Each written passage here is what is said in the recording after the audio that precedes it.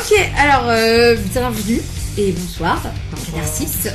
Bonsoir à tous. Alors Catharsis, c'est le podcast qui parle de cinéma avec émotion. Le thème du jour, la colère. Nous allons traiter de films qui abordent le thème de la colère, mais aussi des films qui nous ont mis en colère. Pour ce faire, aujourd'hui, je suis accompagnée de mes trois petits moustiques, Emma, Christopher et Rémi. Salut. Et sans plus attendre, nous allons commencer avec le film de Rémi, qui va nous parler de La haine de Mathieu Kassovitz, sorti en 1995 avec Vincent Cassel et Saïd Taghmaoui. This is a DJ Underground exclusive. Il ne faut pas grand chose pour que tout bascule. Des armes, des flics, une cité au bord du craquage et une bonne dose de colère. 20 ans après sa sortie, on va parler de La haine de Mathieu Kassovitz. La haine, c'est une journée où tout s'enchaîne et qui se termine par la mort d'un jeune innocent assassiné par un policier. La question que se pose ce film, c'est celle de l'origine de la violence. Comment on a pu en arriver là? Comment un policier a pu tirer une balle dans la tête d'un jeune de banlieue innocent?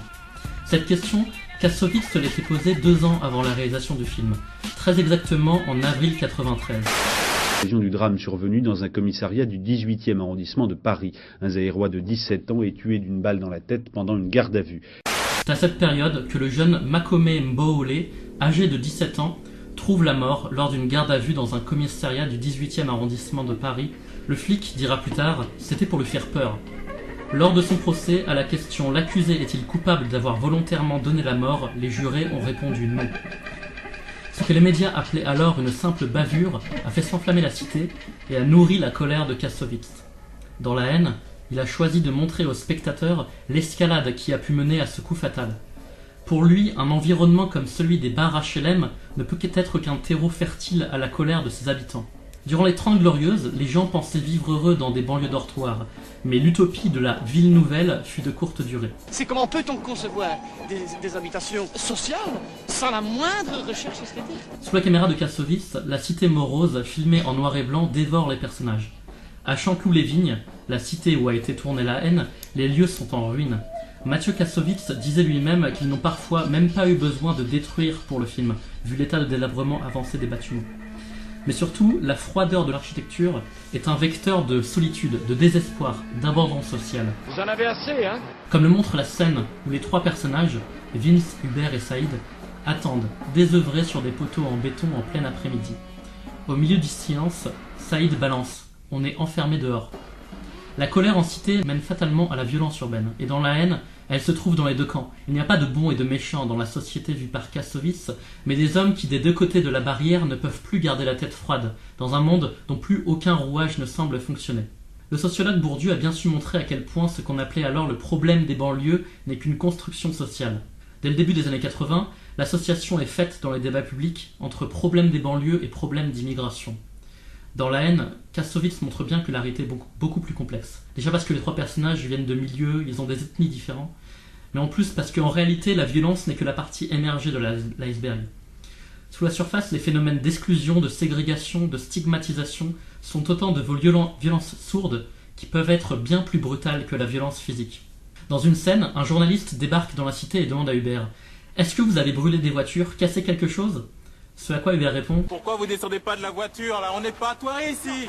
Vince va ensuite leur balancer des insultes et l'altercation se terminera avec le jet d'une pierre et la fuite des journalistes, confirmant ainsi de leur point de vue l'attitude agressive des jeunes de banlieue. On a du boulot, on est en Ah ouais, retard. vous avez beaucoup de boulot comme quoi par exemple quoi? Trouver un truc bien baveux histoire de foutre la merde, histoire de faire un scoop? Vas-y, arrête de filmer! Pour qui tu te prends le verre? Viens dans mon quartier, tu bouges là! Mais plutôt que de chercher à comprendre les origines sociales de cette colère, de décrire finement la réalité sociale, économique et politique des habitants des quartiers, les journalistes préfèrent la montrer comme un phénomène de foire, à travers les voitures brûlées, les jets de pierre, perpétuant ainsi un jeu dangereux. Cette question me fait penser à un autre film que j'ai vu assez récemment, En guerre, de Stéphane Brisé. Dans ce film, les ouvriers d'une usine à Agen protestent contre l'annonce de la fermeture annoncée de leur entreprise par la direction.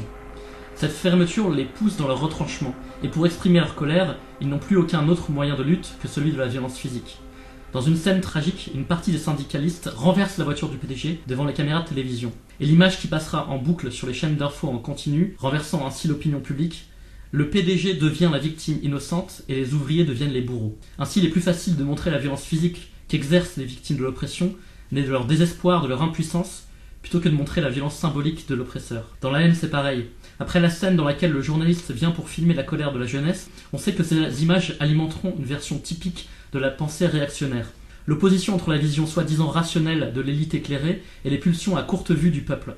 Comme si la colère n'avait aucune origine, comme si rien ne pouvait la provoquer. En réalité, du point de vue médiatique et politique, les origines de la colère sont secondaires. Du point de vue de l'élite, il ne faudrait pas chercher à comprendre d'où provient la violence, sous peine de la cautionner. Car expliquer, c'est déjà vouloir un peu excuser. Dans La haine, au contraire, Kassovitz cherche à expliquer la colère des personnages.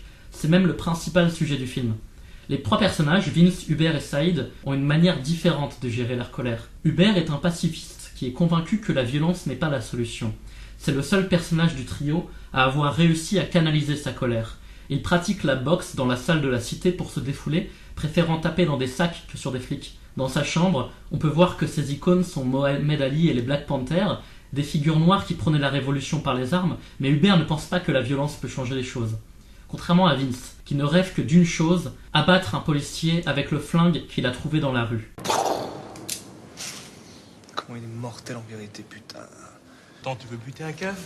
Quoi, tu connais un autre moyen, toi, pour se faire respecter? Vince a évolué dans un petit univers galvanisé par la testostérone, où être un homme obéit à des règles aussi absurdes que précises, où la démonstration de la colère est synonyme de virilité. Il a complètement intégré ces codes, relayés par la culture dans laquelle il a grandi. La scène dans laquelle Vince rejoue devant son miroir la scène culte du film Taxi Driver est pour moi symptomatique à la fois de son personnage, mais aussi de la manière dont est représentée la colère dans le film. C'est à moi que tu parles, là. Oh, c'est à moi que tu parles. Mec, c'est à moi qui parle, son cul. C'est à moi qui parle, putain. C'est à moi que tu parles comme ça, mec. Dans cette scène, le film lie la question du corps à celle de la classe sociale. En parquant les jeunes dans des ghettos à ciel ouvert, on a dépossédé la jeunesse de la possibilité de disposer des armes qui leur permettraient de combattre cette domination, par l'accès aux hautes études par exemple. Et donc tout ce qu'il reste à ces jeunes est leur corps. D'où cette attitude viriliste qu'on retrouve dans le personnage de Vince et qui fait la démonstration de sa violence physique. La scène du miroir est surtout révélatrice du désespoir du jeune homme. Vince provoque un adversaire imaginaire, son reflet dans le miroir, car il a besoin d'une figure pour représenter son ennemi. Ici, l'ennemi, c'est lui. La source de sa colère se trouve dans des années de décisions politiques, dans la ségrégation systémique de l'État, dans un tas de facteurs difficilement identifiables. Mais dans cette scène, il ne sait pas tout ça, il dirige sa colère contre lui-même. Dans le reste du film, pour donner un visage à son adversaire, Vince a choisi de s'attaquer à un policier. Peu importe lequel, il veut juste tuer un flic, pour assouvir son besoin de vengeance face à une violence étatique qui le dépasse. La scène de Vince devant le miroir se termine sur un plan coupé brutalement par un fond blanc, une détonation et un montage qui préfigure la fin tragique du film. Alors, est-ce que vous avez vu le film? Ouais. Je ne l'avais pas vu. Du coup, Emma, toi, t'en penses quoi? Tu penses quoi de La haine Écoute, moi franchement, venant de banlieue, je comprends tout à fait ce qui se passe dans le film en fait. Disons que je vis pas forcément dans une banlieue difficile, mais c'est ce qui se passe autour qui est assez visible. Et ça rejaillit sur nous aussi en fait. C'est vraiment une ambiance de colère, mais on sait pas trop pourquoi, une ambiance de ségrégation, on sait pas trop pourquoi. Et c'est des choses qu'on peut effectivement vivre même en venant dans un endroit pas compliqué quoi. Parce que finalement quand tu vas faire des études à Paris ou quand tu te balades, c'est marqué sur toi en fait, ça se voit sur toi que tu viens d'ailleurs, que tu viens d'un ailleurs que les autres comprennent pas et connaissent pas, alors qu'en fait t'es de la ville d'à côté. Et du coup c'est quelque chose, en fait je pense qu'il a pas fait un film cliché, Kassovitz il a fait un film qui est assez réaliste. C'est juste dans les propos. Il est juste, ouais. Franchement, il est juste. Et il est traumatisant pour ça aussi. Quoi. Exactement, oui. Mais c'est vrai qu'il a été reconnu pour ça à l'époque. C'était le premier film vraiment à aborder ces sujets-là. Avant La haine, il y a très peu de films qui parlent de la misère en banlieue. Il y a eu Ma cité va craquer, mais qui n'a pas eu le retentissement international, parce que le film s'est vendu à l'étranger, La haine s'est vendu à l'étranger. Il n'a pas eu ce retentissement international-là. Et après La haine, c'est difficile de trouver un film qui traite aussi justement de ces questions-là, je trouve. D'ailleurs, en parlant de ses sorties étrangères, c'est Jodie Foster qui a vraiment beaucoup porté le film aux États-Unis. Et grâce à elle, il y a eu la sortie Criterion en DVD. Et Spielberg a envoyé un courrier à Jodie Foster pour lui dire que il était très content d'avoir vu ce film. D'accord. Voilà. Allez, bonne culture. Je savais pas. Du coup, maintenant qu'on est aux États-Unis, on va peut-être passer à film d'Emma. Écoute, ouais, pourquoi pas. Moi, je suis sur un thème qui est un peu grave aussi, mais que je vais aborder d'une manière plus légère, parce que je vais parler de True Lies. Donc, True Lies, qui est quand même un de mes films préférés, soyons clairs. Il y a Arnold Schwarzenegger dedans. C'est un film d'action à l'américaine, pur et dur, hyper rythmé, avec des punchlines toutes les 30 secondes, mais vraiment très bien monté dans l'histoire. L'histoire est vraiment prenante. Donc, cet espion, Arnold Schwarzenegger, qui ment à sa femme depuis 17 ans, donc lui est espion. Elle s'en est jamais rendu compte, évidemment, puisque c'est la bobonne à la maison. Elle s'est pas rendu compte que son mari faisait des pompes dans le salon de temps en temps et qu'il était devenu juste un bodybuilder champion olympique. Donc c'est un film assez drôle. En fait, ce film m'a jamais mis en colère jusqu'à présent. Mais aujourd'hui, j'ai une lecture du cinéma qui est de plus en plus politique, qui est de plus en plus critique. Et je me dis, on peut pas s'empêcher de voir des reflets de notre société dans ces films-là, on peut pas s'empêcher de les analyser. Et donc certes, hein, on voit plus que le négatif et ça pourrit tous les films, mais il faut pas manquer ce sujet-là qui est pour moi en fait le traitement des personnages féminins dans le cinéma, et là en l'occurrence dans le cinéma d'action. En fait, ce film, il présente un héros, Arnold Schwarzenegger, donc il est musclé, il est fort, il est puissant. C'est un héros dans la plus pure définition, presque un demi-dieu. Et à côté de ça, t'as sa femme qui est bobonne à la maison, qui s'ennuie et qui cherche un peu d'action, mais qui le trouvera que à travers un autre homme, en fait, qui se fait passer pour un espion, mais qui n'en est pas un. Tout ça, ça m'a amené à me poser la question, donc comme je dis, du traitement de la femme, mais aussi du traitement du héros, de l'héroïne. Est-ce que l'héroïne existe vraiment ? Est-ce qu'on peut avoir des héroïnes dans le cinéma ? Est-ce que enfin quelqu'un un jour va faire en sorte qu'une héroïne puisse être écrite, puisse être crédible dans le cinéma ? Juste pour l'anecdote, le mot héros, en fait, on le trouve pour la première fois dans la langue française en 1370. Et le mot héroïne, on le retrouve 170 ans plus tard. Ah, c'est chaud. Le mot n'a jamais apparu avant. Enfin, ça dénote quelque chose. On sent qu'il y a quelque chose qui débloque, en fait, qui déraille. Donc, il y a plusieurs éléments dans ce film qui viennent appuyer ma théorie, que je développe, bien sûr, de manière un peu provocatrice. Hein. C'est une suranalyse du film. Mais je pense que c'est intéressant et je pense qu'on peut analyser les films comme ça. Donc en fait, ce qui me met en colère dans ce film, c'est ce personnage de la femme. Elle s'ennuie, elle trouve un homme donc qui va lui proposer des aventures, et son mari, s'en rendant compte, forcément est jaloux, et enlève sa femme. Alors, c'est quand même extrêmement violent. Il la séquestre dans un endroit, dans une espèce de cave sombre, où il lui pose des questions ultra personnelles, il la pousse à bout jusqu'à ce qu'elle vraiment subisse un vrai choc, qu'elle s'énerve. Vous restez ici, madame. Laissez-moi sortir d'ici! Répondez à la question. Et ça c'est un ressort narratif qu'on va retrouver dans beaucoup de films, si on l'analyse. Les femmes ne peuvent devenir des héroïnes ou des héros que quand elles ont subi un choc. Schwartzy, héros depuis le début, on se pose pas de questions, c'est normal, il est fort, c'est un homme. Et de l'autre côté, t'as la femme, elle est obligée de passer par cet événement traumatique pour dire oui, je veux servir mon pays, je veux faire quelque chose de ma vie et je veux pas juste m'occuper de ma famille. Donc ça, c'est un premier élément, je trouve, qui est vraiment choquant dans les films et qui arrive très très très souvent. J'espère que je vous ai pourri plein de films en vous en remarquez cet élément. Du coup, c'est une entrée dans le monde des héros, mais cette entrée va se faire via son mari qui va lui dire je vais te proposer une mission. Évidemment, quelle mission il va lui proposer ? Première mission, tu vas jouer Dora, ou je sais plus quel est son nom, un nom complètement... non, Doris. Doris. Parce qu'au début, elle dit Natacha. Oui, et elle propose Natacha et lui fait Doris. Et du coup, première mission, jouer une prostituée. Alors, pourquoi cette mission ? Pourquoi la prostitution ? Parce qu'en fait, une femme, elle peut être... n'accomplir des actions héroïques que par son corps, en fait. Sa seule arme, c'est son corps. C'est dans la séduction, en fait.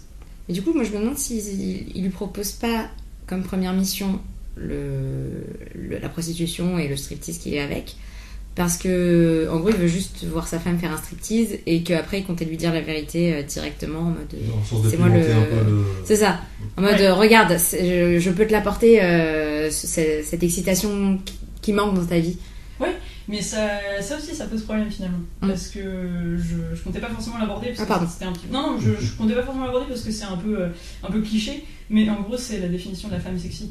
Pourquoi il a besoin que sa femme se joue un rôle de prostituée, se mette en sous-vêtements et fasse un striptease devant lui, striptease que lui dirige quand même, on n'oublie pas la petite cassette qu'il a à bout de bras et qui dit enlève tes bas alors qu'elle a pas de bas parce qu'il a enregistré le truc auparavant. Voilà, donc la femme sexy c'est ça, elle est bien foutue, elle a des sous-vêtements sexy et elle sait danser de manière sensuelle comme il lui dit dans un des extraits. Non, en fait, je pense que Jamie Lee Curtis est sexy par nature, c'est-à-dire qu'elle s'appelait quand même The Body dans les années 80, enfin il y a un moment elle est parfaite. Et même en tant que ménagère, quand tu la vois, tu te dis oula, sous son tailleur un peu vieilli, en laine pourrie et ses grosses avec lunettes, les épaulettes. Les épaulettes, c'est important. Il y a quelqu'un derrière en fait, et on le sait. Donc voilà, ça c'est encore un fantasme, c'est encore une projection masculine en fait sur le personnage de la femme qui dit il faut qu'elle soit sexy. La ménagère finalement on se fait chier avec et j'en veux pas. Et donc son mari dit ça. Son mari, en gros, ce qu'il dit en sous-main, c'est je t'aime depuis 17 ans, mais pas trop en fait, je me fais un peu chier moi aussi. Alors que finalement, voilà, on s'aperçoit au cours du film que c'est quand même elle qui a une vie un petit peu moins palpitante que Monsieur Schwarzenegger. Donc c'est tout ça, c'est tout ça qui est gênant. C'est aussi, on se dit, on est des adultes, on regarde ce film. Pourquoi montrer des morceaux de femmes comme ça à moitié nues, ça émoustille qui en fait? Ça sert à quoi? Quel est le vrai but de ce genre de scène? Ça émoustille des ados, mais nous c'est bon. Je veux dire. On en a vu des images dénudées dans notre vie et je pense que c'est pas... Non mais voilà, je pense qu'on voit suffisamment de pubs pour lingerie, etc. Ça ne sert à rien en fait. Je trouve que c'est même un ressort narratif qui est un peu trop gros, ça fait pas vraiment avancer l'histoire, c'est juste une scène qui dure longtemps, qui est malaisante, où t'as une femme qui est forcée de rentrer dans ce genre de situation et qui est forcée de danser pour un inconnu, ce qui est quand même encore une fois traumatisant, donc deuxième surcouche de traumatisme. Voilà, donc ça c'est ses débuts dans le monde héroïque et joyeux de son mari. Après, les années 90, c'est quand même les années des erotic movies, enfin de tous ces films qui vraiment sont dans des films comme Striptease avec Demi Moore ou Basic Instinct. Ouais. Voilà, et c'est vraiment une période où le corps de la femme est vraiment sexualisé à outrance. C'est leur seul rôle dans le film. C'est ça. 9 semaines et demie aussi, ça doit dater de la fin des années 80. Donc vraiment on est dans cette période, il y a la petite patine années 90 qui peut-être fait que du coup on prend un peu de distance avec le truc alors qu'on devrait pas du tout. Oui, mais après moi j'ai une autre question face à ça, c'est est-ce que cette période est finie? Et ma réponse elle est toute faite, non. En fait, des femmes qui ont des scènes... mais totalement des scènes de remplissage dans les films. Des scènes gratuites. Et bien des scènes gratuites, ça existe encore. Et juste là, pour citer, c'est une série, donc on n'en parlera pas, mais c'est La Casa de Papel. Il y a beaucoup de scènes qui m'ont gênée parce que c'est des filers. Enfin, il y a un moment, les scénaristes ont dû se dire, ou alors le réalisateur, ou alors le producteur, oh mon dieu, pas assez de boobs dans cette série, mettez-moi en vide de 3 à la minute 10. C'est toujours pareil, je pense. C'est un peu le money shot, quoi. C'est comme la scène dans Star Trek, c'est le 2, je crois. Enfin, le 2 avec voilà, c'est ça, qui se déshabille en random dans le vaisseau. Par contre, je sais pas pourquoi. Il était censé y avoir une scène avec Dominic Cumberbatch, j'espère que j'ai dit correctement, où il était dans une douche, une connerie comme ça. Ils voulaient faire un peu d'égalité, mais ils l'ont coupé. Donc l'égalité finalement. Cherchons le nombre d'hommes entièrement nus à l'écran. Il y en a un. Will Smith, Brad Pitt. Ouais, les deux. Et cherchons le nombre de femmes nues à l'écran. Pour une femme, c'est un passage obligé, même si traumatisant. Lisons des témoignages d'artistes, enfin d'actrices récemment qui ont dit moi, ma première scène de nu, j'étais traumatisée. On est nu devant tout le monde, les caméras s'arrêtent pas de tourner et tout le monde regarde. Et c'est gênant. Et les hommes, on n'en voit pas très souvent. Donc, D'ailleurs, si vous vous intéressez à l'omniprésence des stéréotypes sexistes dans les films, les séries, etc., je vous recommande la chaîne YouTube Pop Culture Détective qui analyse les tropes, donc les stéréotypes qui mettent en valeur les hommes ou qui humilient les femmes. Il y a par exemple le cliché de Born Sexy Yesterday.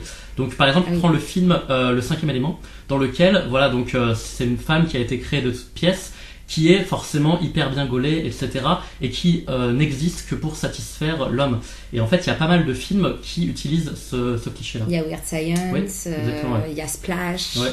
Ces femmes enfants un peu. Ouais, mais ces femmes qui n'existent en fait que à travers les yeux des hommes. Les yeux des hommes qui sont réalisateurs, qui sont producteurs et qui voilà. Souvent dans ces films-là, ces femmes elles existent à cause ou sûrement à cause du désir du personnage masculin du film. Dans Weird Science, ils vont créer une femme sur leur ordinateur. Il y avait un épisode de Stargate aussi comme ça où ils créent une femme de toutes pièces et puis il y a des scènes un peu gênantes où c'est un alien mais ils ont quand même envie de coucher avec. C'est comme il y a un film aussi avec j'ai plus le titre, mais c'est une extraterrestre qui arrive sur Terre qui connaît rien et qui va tomber sur un homme qui est très très basique, un américain de base, un peu bedonnant, etc. Et en gros tout son univers et toute sa notion de ce qui est humain va passer par son filtre à lui et du coup elle est amoureuse de lui parce que en fait c'est la seule chose qu'elle connaît. C'est vraiment compliqué et en fait c'est marrant parce que c'était un peu mon objectif aussi. Je vous déclenche en fait des clichés, je vous parle en fait de ce que je vois dans les films maintenant et en fait on en a plein d'exemples. Donc c'est vraiment ça. J'en ai d'autres si vous voulez. J'ai d'autres exemples. Donc ça c'était des ressorts narratifs, c'était sur le héros. On va continuer sur la notion de héros mais cette fois-ci plutôt dans le combat. Donc le film encore une fois se sert de la femme qui combat comme un ressort comique. Donc ça c'est un petit peu agaçant, ou voilà, ça me met en colère pour rester dans le thème. Une femme en fait avec un flingue qui tient tête, c'est un ressort comique. Dans le film, on voit clairement Jamie Lee Curtis avec un beau Uzi, elle est la seule à pouvoir aider son mari à un moment critique. Elle est dans la capacité totale de tirer et en fait le fait de faire tomber le Uzi dans l'escalier va tuer absolument tous les méchants.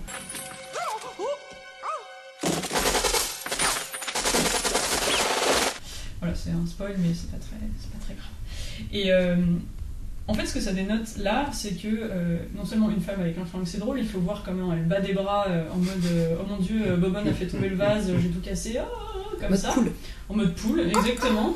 Et ça, c'est donc voilà. Donc ça, c'est un ressort comique. J'ai bien ri la première fois, j'ai moins ri là récemment quand je l'ai revu. Et ce que ça dénote aussi, c'est que les femmes ne tuent pas en fait. C'est contre nature. Schwartzy, depuis le début du film, il a tué peut-être 150 personnes, à peu près, au bas mot, puis quelques chiens. Voilà, merci, les deux chiens qui claquent là. Et bon, par contre, Jamie Lee Curtis, elle tue personne. Donc voilà. Donc ça, c'est un décalage comique. C'est une femme avec un flingue, c'est une femme qui se bat. Et d'ailleurs, à la fin, son seul véritable adversaire, ce sera une autre femme. C'est, j'ai oublié son nom. Alias Sydney Fox, l'aventurière. Voilà, qui est censée être une aventurière, qui est censée être une femme forte. Mais pareil, elles se battent entre elles. Et je vous raconte pas le combat dans la voiture, crépage de chignon, et que je te fous un coup de talon par là, et puis une petite claque, et puis...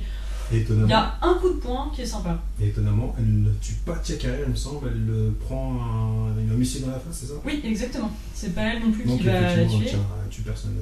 Et donc du coup je me disais pourquoi pas un petit Bechdel test du combat dans les films d'action pour venir compléter le Bechdel test traditionnel, donc savoir si une femme ne parle que avec une autre femme pendant le film, de quoi elle parle, donc en général du héros, et si elle a des dialogues elle seule et qu'elle parle d'autre chose que d'un homme, quoi. Donc ça c'est le Bechdel test traditionnel. Et le Bechdel test du combat, ce serait savoir si une femme se bat avec une autre femme, si une femme se bat contre un homme, mais pour quelle raison, et un troisième cas qu'il faudrait inventer. Alors là, sur le deuxième cas, tu me fais penser à Star Wars The Last Jedi, parce que l'actrice qui joue, alors j'ai oublié le nom de la femme, excusez-moi, mais... Daisy Ridley. Ouais, et du coup, elle s'est pris un déferlement de haine, parce qu'elle sauve le héros qui voulait se suicider à la fin. Donc en fait... Non, c'est pas ça, c'est pas elle. Vas-y, continue. C'est pas elle, excuse-moi. Daisy Ridley, c'est l'héroïne principale, alors que l'autre, c'est le personnage asiatique. Oui, c'est le personnage asiatique. Oui. Mais alors du coup, Rose, et c'est... Effectivement, elle s'est prise une... Elle a dû supprimer son compte Instagram, ou je sais plus, parce qu'elle recevait beaucoup de messages de personnes extrêmement haineuses. Oui, parce qu'il chippait l'autre couple, tu comprends. Oui, non, mais voilà, mais... il y a quelque chose là-dedans qui est vraiment, c'est de la masculinité toxique, et puis voilà, c'est justement ce truc-là de la femme qui s'oppose au désir du héros, bah forcément il faut la mater, quoi. Oui. Donc voilà, en fait, donc True Lies, regardez-le, hein, c'est super sympa, c'est drôle, c'est rythmé. Shorty, il est incroyable de punchline dedans comme d'habitude, mais celui-là encore plus que les autres, je pense. Jamie Lee Curtis est évidemment hilarante, les méchants sont hyper drôles aussi. Ce film est bien en fait.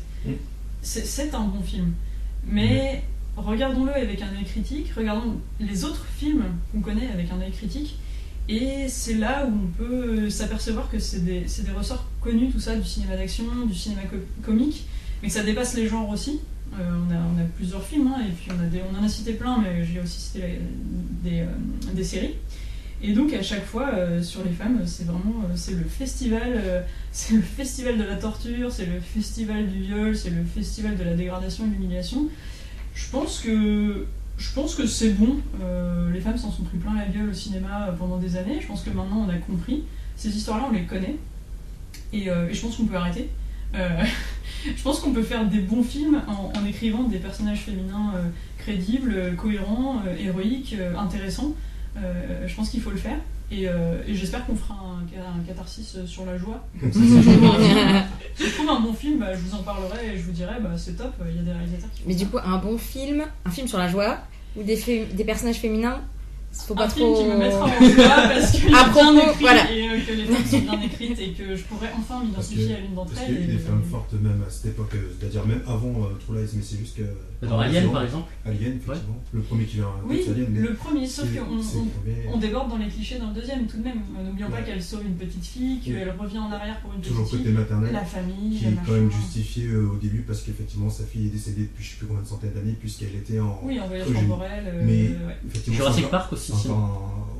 Bah quand même, elle voulait mettre sa main dans du caca, elle est badass quand même. Elle est badass, je suis désolé. Et surtout que dans l'autre les dinosaures sont des femelles. Des femelles. Ah oui, donc finalement les personnages. Bah, on avait fait tous les méchants sont... La dernière fois qu'on est allé voir Jurassic Park au cinéma, il y avait quelqu'un dans la salle qui a fait une analyse féministe du film en disant au début du film, il y a quelqu'un qui ne peut pas attacher ses deux ceintures de sécurité parce que c'est deux prises femelles. Mais il arrive quand même à les attacher. Ce qui préfigure la fin où deux femelles arrivent à copuler et avoir un enfant. Préparation paiement subtil du début. Voilà, non mais c'est vrai. C'est ça.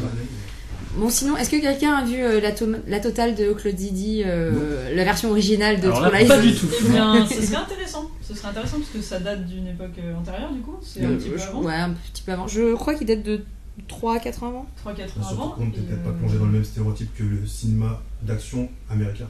Oui, mais peut-être que c'est le stéréotype du cinéma d'action français. Oh mon dieu, hein, vous verrez au fil du podcast, je suis pas très fan. 91 la totale de Claude Zidi.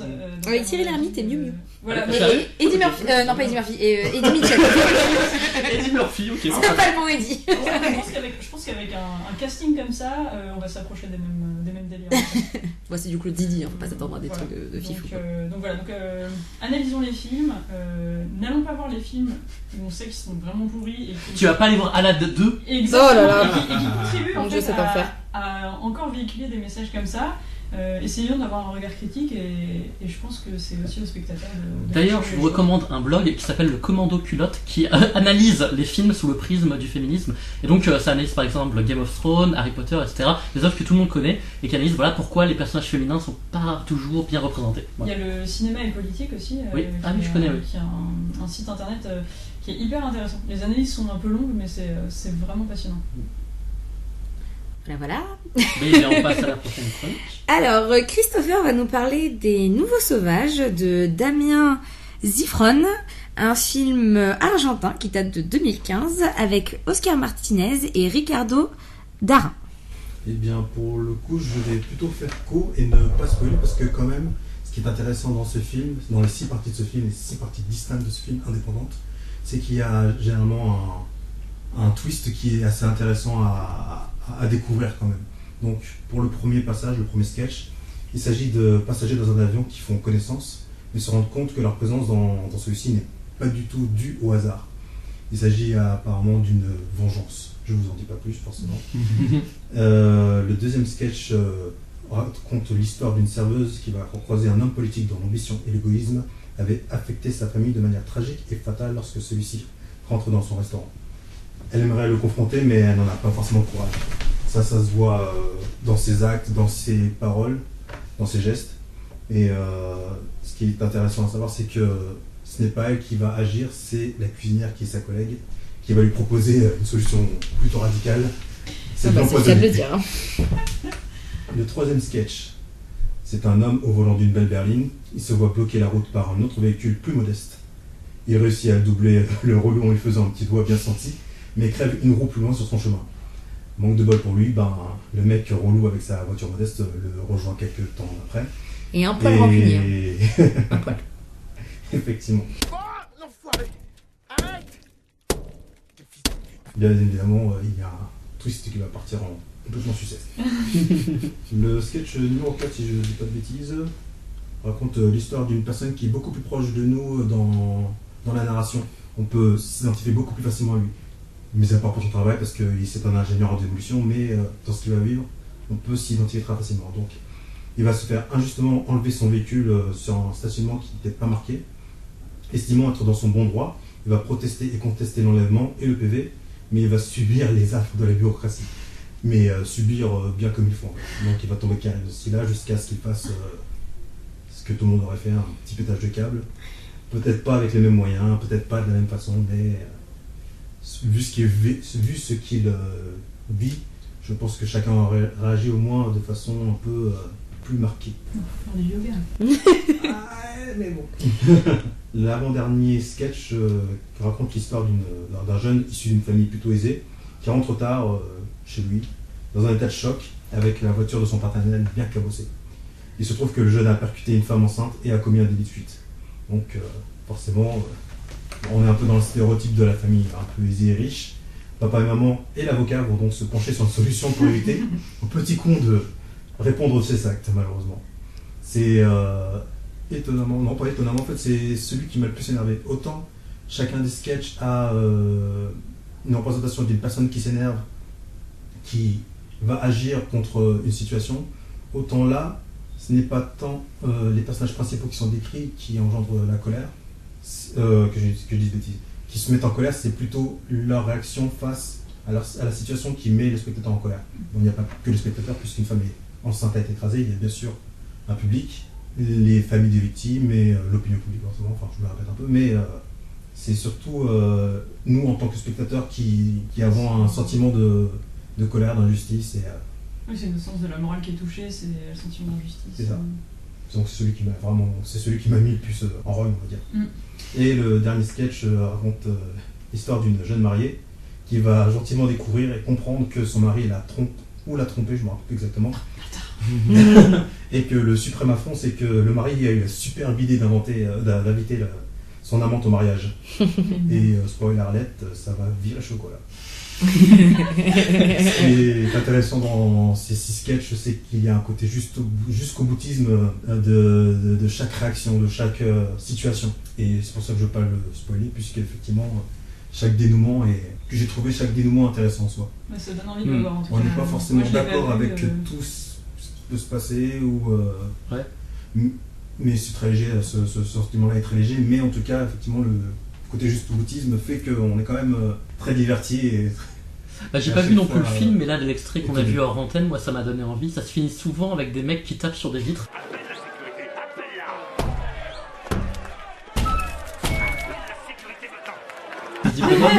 Mais oui, ça a l'air très intéressant, ce côté, comme tu dis, jusqu'au boutiste de l'escalade de la violence. Quoi. Je pense vraiment que c'est non, c'est pas vraiment le mécanique long parce qu'il faudrait quelque chose de plus long. Mais le mot jusqu'au boutisme est vraiment ce qui pourrait définir le mieux. Ou alors éviter escalated quickly, quoi. Mais après, je pense que vraiment tous les personnages du film sont dirigés pas que par la colère, mais surtout par la vengeance. Oui. Ils veulent tous se venger de quelque chose, mais alors ils le font pas du tout de la même manière. Et c'est ça qui est assez cool, c'est que, qui fonctionne très bien avec ce film, c'est que tu sais que ça va dégénérer. Ouais. Mais tu sais pas comment. Et des fois, tu sais vraiment pas comment. La frustration aussi, peut-être, non ? Il n'y a pas des personnages personnages. Si, mais c'est vraiment. Souvent. Enfin, il y a des personnages qui sont poussés à bout, comme celui qui. L'ingénieur, par exemple. Voilà, le destructeur d'immeubles, là. Non, mais c'est son métier. Oui. Il détruit des immeubles. Il profite de son métier pour se venger. Enfin, je veux dire, c'est un expert en explosifs. On le sait très tôt dans le sketch. Mais par exemple, la mariée, ça va être. C'est une autre dynamique. La majorité des sketchs, effectivement, c'est la colère par la vengeance. Enfin, résoudre sa colère par la vengeance. Et puis c'est très drôle quand même. Enfin, oui. Ça a beau, parce qu'il y a des scènes assez extrêmes quand même, mais il y a un second, voire un troisième degré qui à prendre en compte. C'est pour ça que ça peut être très drôle malgré. Ça permet de rigoler, parce que c'est vrai qu'il y a des films où tu as des scènes de violence gratuite. Enfin, je pense à LA Confidential qui m'avait marqué à l'époque, un flic qui défonce un Mexicain dans les sous-sols de la prison, enfin top, pour rien en fait. Et ça, c'est vraiment difficile à visualiser, quoi. Après, peut-être que dans LA Confidential, j'arrive à le dire ça. Le but, c'est de mettre en avant un état, l'état d'esprit des policiers de l'époque. Ouais. Et le fait que... Parce que je pense que tout ce film, c'est pour donner une sorte d'air du temps. Oui, le racisme institutionnalisé, la violence. Pour le coup, dans Les Nouveaux Sauvages, on est aussi là-dedans, parce qu'on voit des personnages de très très basse. Par exemple, la serveuse, elle a pas du tout d'argent pour le coup. Alors qu'on a des gens extrêmement riches, comme la famille avec l'avocat et le gamin qui écrase la dame qui est enceinte. Ou même le conducteur qui se retrouve face à une personne plus modeste, qui a une voiture plus modeste et là, par contre, c'est la jalousie qui engendre de la mesquinerie, qui engendre une certaine colère et qui engendre le pétage de câble au final. L'arrogance aussi, parce qu'il est très arrogant. Bizarrement, je ne l'ai pas vraiment pris comme de l'arrogance parce que quand tu conduis, tu vois une personne qui est sur la voie de gauche inutilement. Oui, c'est vrai. C'est vrai. Tu es plutôt énervé. Je trouve en plus qu'il a été légèrement il pose un petit coup de klaxon vite fait. Mais le petit doigt qu'il lui fait à la fin. Ouais, c'est pour ça. Ça détend, ça. C'est carrément peu utile. Ouais. Mais une petite insulte quand même, t'as envie d'insulter. Est-ce qu'on se souvient des sketchs précédents? Est-ce que ça influe sur notre vision des autres sketchs? Non, ils sont vraiment tous indépendants dans leur traitement, dans leur sujet et dans leur conclusion. C'est pas du tout un film choral en fait, c'est vraiment un sketch. Et c'est ça. Au départ, quand je l'ai vu aussi, je pensais qu'il y aurait peut-être un personnage qui se balade à gauche à droite. Ou qu'on retrouverait dans un autre sketch, je sais plus quel film j'avais vu, qui était justement segmenté dans ce sens-là. Et que finalement, on voyait que. Comment? Non, mais dans Shortcut, c'est plutôt un film choral. Je pensais à Les Infidèles, par exemple, un peu de ça. Je ne l'ai vraiment pas vu. Bon, c'est pas grave. Mais Les Infidèles, t'as vraiment rien loupé. Pour le coup, de Jardin et... Oui, avec Jardin et Luche. On rentre de Rôle de la Femme dans les films. Là, il y aurait des choses à dire, rien que sur l'affiche. Oh, c'est vrai. Ah non, mais c'est horrible ça. Mais par contre, c'est Pedro Almodovar qui produit. Oui.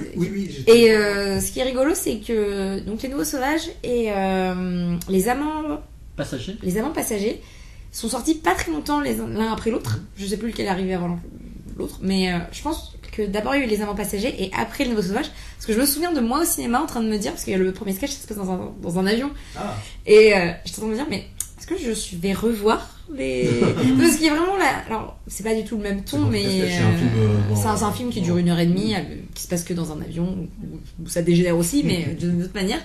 Et mais du coup je me demande s'il y a un lien entre les deux. Après il y a pas, je crois pas qu'il y ait de personnages qui soient en commun ou un truc comme ça, mais industrialisation des scénarios. Non mais peut-être qu'il avait un avion, il produisait un autre film et il s'est dit alors ouais, ça se fait beaucoup, des décors qui sont utilisés pour plusieurs films, des costumes aussi. La Turquie Star Wars par exemple. Là ils ont carrément utilisé des rushs. Ça se fait pas. Non. Avec l'énorme toile derrière. Mais non, Les Nouveaux Sauvages, ça donne envie en tout cas, parce qu'à mon avis, tu dois ressentir vraiment une espèce de vague de colère. C'est-à-dire qu'au début des sketchs, tu dois être un peu calme en te disant, bon, à quelle sauce vais-je être mangé encore? Et en fait, ça doit monter à chaque fois. Mais bizarrement, il y en a vraiment qu'un qui peut te mettre en colère. Enfin, il y en a un sur lequel tu peux t'identifier, c'est celui avec l'ingénieur. Parce que tu subis les tracas de la vie, en fait, tu te fais un peu martyriser, un peu utilisé par le système, en fait. Et c'est ça qui peut être assez énervant parce qu'il y a un côté où tu te sens victime et que tu peux rien faire, donc tu es impuissant. Donc voilà, tu ressens l'impuissance. C'est pas forcément de la colère, c'est l'impuissance que tu ressens et tu compatis. Empathie. Et là où tu peux vraiment te mettre en colère, comme je dis, c'est celui avec la famille aisée qui veut protéger leur enfant, qui surtout ne veut pas que cet enfant prenne ses responsabilités. C'est frustrant. Ouais. Alors du coup, on a fini sur Les Nouveaux Sauvages. On va passer au film de Rémi, La Ligne Verte, de Frank Darbon, sorti en 1999, un film américain avec Tom Hanks et Michael Clarke Duncan. Oui, parce que j'ai beaucoup trop bossé pour ce podcast. Du coup, j'ai choisi deux films. Il fait de l'excès de zèle. Exactement. Alors en fait, le premier film, c'était le film qui traitait de la colère, et celui-là, c'est le film qui m'a rendu en colère, donc La Ligne Verte. En fait, il y a une scène en particulier qui m'a mis en rogne, c'est celle de l'éponge sèche. Voilà, alors ceux qui ont vu le film savent de quoi je parle. En fait, avant toute chose, il faut parler du personnage de Percy dans le film, qui est probablement l'un des personnages les plus méprisables jamais mis à l'écran. Non, vraiment, c'est un gamin, déjà il est intouchable, parce qu'il a été pistonné par son oncle, le gouverneur de l'état de Louisiane, et il s'est retrouvé un peu par hasard surveillant de la prison. Donc il n'a aucune légitimité à ce poste, mais au-delà de ça, c'est un personnage extrêmement vil, qui a un niveau d'empathie proche du zéro. Par exemple, quand il voit Edward, un détenu de la prison, apprivoiser une souris et s'en faire une amie, il ne trouve rien d'autre à faire que de la tuer d'un coup de pied. Envoie-nous des cartes postales. Voilà, il est détesté par tous les autres résidents de la prison, détenus comme gardiens. Percy n'est pas un gardien de prison comme les autres, mais en fait, il insiste pour diriger la prochaine exécution, pour satisfaire son plaisir personnel. C'est quelqu'un d'extrêmement sadique, et grâce à son pistonnage, il y arrive, il réussit à se voir confier l'exécution de Delacroix, un détenu de la prison, en échange de son départ prochain pour une autre institution. Il faut savoir que, d'ordinaire, quand on exécute quelqu'un, durant l'exécution sur la chaise électrique, il faut poser un truc qu'on fait souvent. À l'époque, quand oui, quand on exécutait quelqu'un, voilà, effectivement, je l'ai mouillé les points. On passe dans le contexte. Oui, alors, parce que ça se passe en 1939. Oui, il faut préciser, c'est vrai que j'ai donné aucun contexte, ça se passe voilà, au début du XXe siècle, donc c'est toujours la chaise électrique qu'on exécute les gens. Et là, donc, pour exécuter les gens, il y a besoin de poser une éponge mouillée donc, sur le crâne des condamnés, afin que la décharge électrique aille directement au cerveau et les tue le plus rapidement possible. Et donc là, Percy, qui a envie que Delacroix souffre avant de mourir, au moment de l'exécution, il fait semblant de mouiller l'éponge et pose l'éponge sèche sur le crâne du condamné à mort. Tout le monde se met à son poste, on active le courant, nanana. Édouard Delacroix, vous allez maintenant être électrocuté jusqu'à ce que mort s'en suive. Et là, Delacroix se prend 2000 volts dans le corps sans mourir. L'éponge est sèche. Quoi ? Voilà, après de très longues minutes d'une torture inhumaine, Delacroix meurt carbonisé. Voilà, dans un épais nuage de fumée.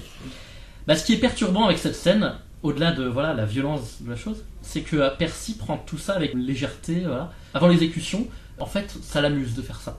Mais dès que les choses deviennent incontrôlables, il ne peut même pas faire face à ce qu'il a fait. Il détourne le regard pour ne pas voir Delacroix souffrir. Donc non seulement il fait preuve d'un sadisme inhumain, mais il n'est rien d'autre qu'un lâche qui ne veut pas assumer ses actes. Lorsque ses collègues le confrontent, il dira tout penaud « Je ne savais pas qu'il fallait mouiller l'éponge ». Voilà, une bonne tête à claque. Ses collègues répondent « LOL ». MDR. Tu sais pas, tu poses la question. Voilà. Process, merde. Process. Mais c'est un stagiaire, il savait pas. Mais au-delà des actes du personnage, c'est tout le langage corporel de l'acteur qui nous fait le détester.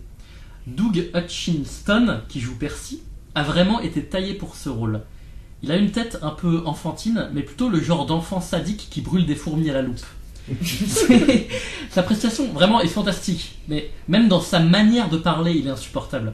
Là-dessus, il m'a fait un peu penser à Geoffrey Lannister dans Game of Thrones.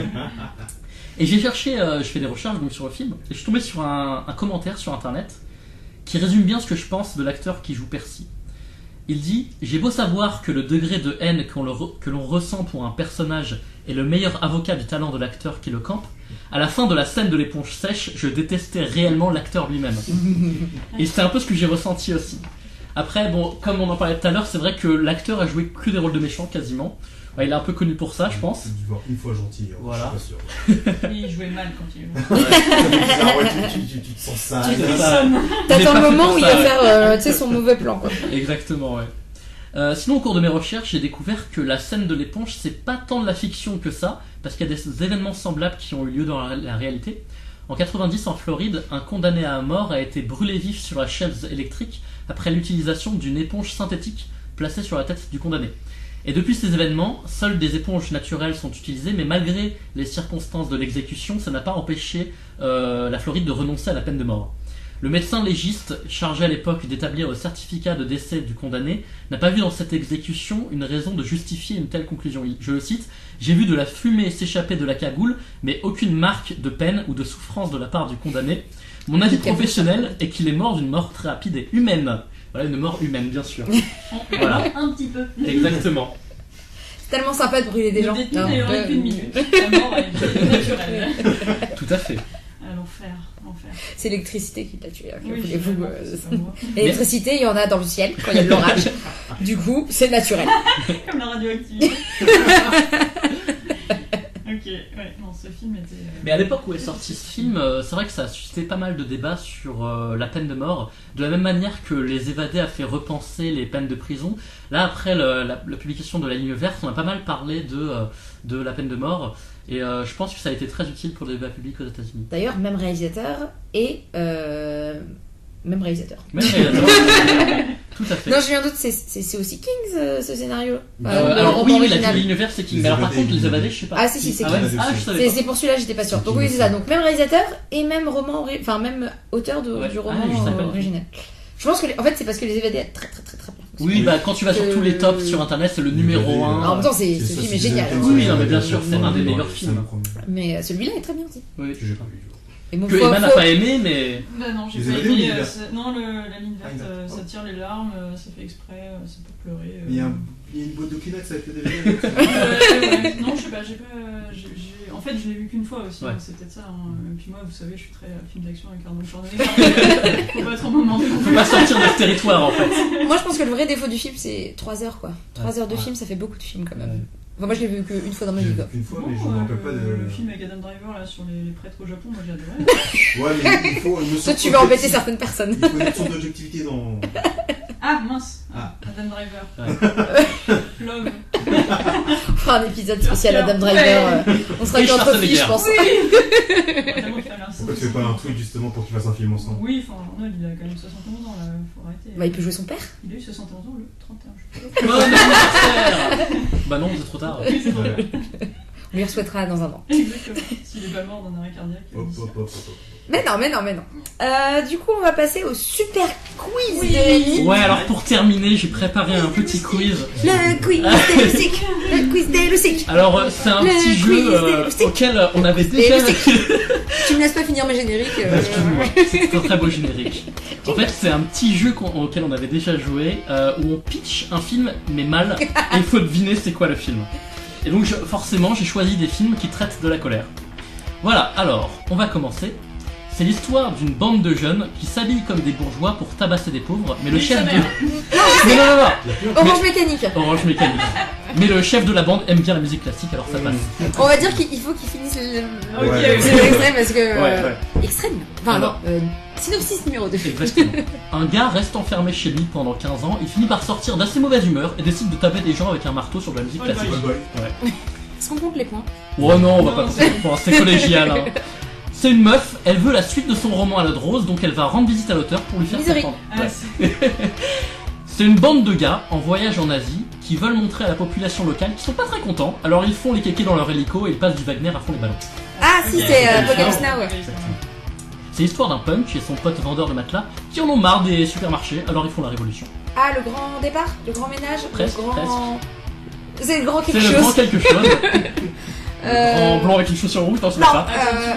C'est un film avec Benoît Poulvord. C'est ça. Et Dupontel. C'est pas Dupontel qui réalise? Oui, c'est ça. Avec Dupontel qui réalise, et c'est le grand supermarché. Bah, j'ai parlé de révolution, ça peut se trouver. La grande révolution? Non, mais tu connais pas. La grande marche? Non, bah si tu connais pas, tu connais pas. Hein. Non. C'est le grand soir. Ah, mais oui. Le grand soir. Non, mais t'as tellement mal pitché en même temps. Bah oui. Il a bien fait son boulot. Voilà, exactement. C'est une bande de jeunes qui décident de repeindre en rouge les bureaux d'un laboratoire pharmaceutique. Pendant la majeure partie du film, on les voit s'engueuler entre eux. 120 minutes. 120 maintenant 20 minutes. C'est ça. C'est l'histoire d'un grand brûlé qui réalise les rêves des adolescents pendant une dizaine de films. C'est Crime de la nuit. C'est l'histoire de... Bah oui, je vous l'ai dit. Je cherche un film. Non, c'est pas ça même. Non. Celui-là, je l'aime bien. C'est l'histoire du sosie d'Alain Soral qui est tout le temps énervé contre un jeune batteur. De temps en temps, il lui balance des chaises à la tronche. Ah, c'est Whiplash. Ouais. Whiplash. C'est ça, c'est Whiplash. Oui, c'est Whiplash, c'est trop bien. Il a une moustache en fait. Non, pas du tout. Quoi. Moustache de movie. Une famille passe ses vacances au bord d'un lac. Leurs voisins leur rendent visite pour leur demander des œufs ou leur proposer une partie de golf, je sais plus trop. Et ça met tout le monde de mauvaise humeur. C'est des œufs qu'ils leur proposent. Ouais. Et c'est Haneke qui réalise. Il a fait deux versions, une version allemande et une version Tout à française. fait, oui. Version américaine. Alors, plutôt. c'est pas des anecdotes que je demande, c'est le titre. Oui, mais je me suis rappelé du titre. Attends. Ah, mais ils sont Oui, il est horrible, ouais. C'est le Tim Roth. Oui, celui avec Tim Roth. Ah, il est affreux ce C'est un film très violent. Je pense qu'on va le renommer, c'est Funny Game. C'est ça, C'est Funny Funny Game. Game. Tout à fait. Ensuite, c'est l'histoire d'un mec qui a un tatouage pas commun sur le torse. Il a plusieurs passions dans la vie, mais ce qu'il aime le plus, c'est casser des dents sur les trottoirs. American Story. Tout à fait. C'est l'histoire de Ryan Gosling qui a des problèmes de haine de soi. De haine de soi. Ouais. Genre, il s'aime pas. Ouais. Drive. Non. Non, Oliver. Non. Bah, il reste un restant. C'est son premier film. Ah oui. Ah bah, on était avait de ça. sortir tous Il les était films ça, avec en Ryan plus. Gosling. Premier film. Ken Castor, je sais pas quoi là. Avec la flotte, le truc, avec la ville. Parce qu'en fait, il n'y a pas de ville en lui. C'était son premier film avec Eva Mendes. Atlantis. Le premier film qu'il Ah, qu'il a réalisé, parce que si c'est le premier qu'il a réalisé, c'est Lost River. Ah, je sais pas alors. Mais il était enfant. Il est enfant ado quoi. C'était après Disney bien sûr. J'ai envie de te dire Hercule, mais. Et d'ailleurs le film ça. Ouais, c'est pas trop Disney, hein. C'est vraiment violent. Je sais pas. Bon, peut-être que vous connaissez pas, c'est Dali Baines. Non, je l'ai pas vu. Bon, en gros, c'est l'histoire d'un néo-nazi juif. Donc voilà, il a des problèmes de haine de soi. Quoi. Ah oui, c'est Ah, quand même. Ah, mais si, j'ai déjà vu les. Ouais. Enfin, j'avais dit que c'était des trucs que je dois regarder. D'accord. Je crois qu'il y est. On l'a utilisé pour un pitch en 30. Ça marche. néo-nazi juif. Ok. Alors là, j'ai le final round Oh my pour God. ajouter une musique bien vénère. Final round. Ok, c'est l'histoire du géant vert qui est vénère contre tout le monde. Hulk. C'est l'histoire d'une jeune mariée qui est vénère contre tout le monde. Kill Bill. C'est l'histoire d'Albert Dupontel qui est vénère contre tout le monde, mais juste pendant 2 jours. Enfermé dehors. Non, Bernie. non, 9 mois ferme. juste pendant 2 jours. Pas 9 mois. Oui, bah ça. Je sais pas, je l'ai pas vu. 2 jours à tuer. Non, Ah, mais. Oui, bon. Alors, des indices dans le film, parce que Mais- moi je pensais justement je à pensais- Big Broadway, mais vu que t'as dit 2 jours, Ah, je me suis dit, ouais, c'est ouais. pas ça fait Ouais, pas- je Non, l'ai trop mal décrit. Mais de jour à dessus, c'est pas un film sur quelqu'un qui va voir sa mère et elle veut être euthanasiée. Non, c'est pas ça. Je crois pas que ce soit ça. C'est l'histoire. Tellement mal. Ah. Vous êtes bon. C'est l'histoire d'un Mexicain qui aurait pas dû avoir son propre film et qui est vénère contre tout le monde. Machete. Ouais. Ah, qu'est-ce qu'il est nul ce Non, film. non, non, non. Ah non, mais je me suis endormie au cinéma pendant le 2. J'ai dormi, moi, J'aime au beaucoup cinéma. les deux. Et puis, Lady Gaga quoi dans le 2. Lady Gaga dans le 2. Tu l'as Ne vu. me faites pas commencer. C'est l'histoire d'un gars qui est vénère contre tout le monde après la mort de son chien. Ah, ça c'est John Wick. Ah, c'est tellement génial. Ah, j'adore ce Ça, film. on aime, on adore. Il n'y a pas de femme dedans, c'est nickel. Comme ça, tu peux Non, pas mais le t'as mort. Si elle est dans les flashbacks. Oui, mais elle est morte. On s'en fout. Et dans le 2, il y en a une. Mais elle parle pas. Calme devant le film. Si, il y a une Mais femme. c'est pas pire quand il n'y a pas de femme du tout. Si, c'est pire en Si, vrai, il y a une mais femme. j'adore ce Il y a film. pas, mais c'est pas facile. C'est pas facile. Ah oui, l'espèce de tueuse à gages là. Ouais. machin. Mais elle est pas dans le 2. Non, Non, Celle avec ça les va. cheveux blonds et courts là. Oui, qui Non, ça va. se Ah. craque le pouce pour sortir de ses menottes. Enfin, bon, Ouais. bref. Ouais, Oui. Je sais pas si vous connaissez celui-là. C'est l'histoire de Michael Douglas qui est vénère contre tout le monde. La crise. Non, Michael Douglas. The Burnout. non, The Game. non. C'est Chute libre. Non, vous connaissez pas. Ah, mais non, parce que j'en ai. Ok, il est dans un embouteillage au début. Oui, du voilà. film, Et avec. et il est grave vénère et je pensais que ça s'appelait la chute. Ah oui. Mais j'en ai c'était- ça bah, avec un justement, film avec alors, c'est Vincent drôle- Lindon. C'est drôle que tu dises ça. C'est l'histoire d'un petit moustachu qui est vénère contre tout le monde, mais surtout les juifs. Voilà. Allez, 5. Oh, j'ai vu dans le futur. Exactement. C'est parfait. Et ben, c'est ainsi qu'on va conclure notre petite émission. Voilà. La joie, alors. Ouais. Colère. Bah, merci à tous de nous avoir écoutés. Bon, j'espère que c'était pas trop horrible pour vos oreilles. On fera mieux la prochaine fois, c'est promis. Et à bientôt. Et bonne nuit, bonne journée, cher Loustic. Ah oui. Loustic.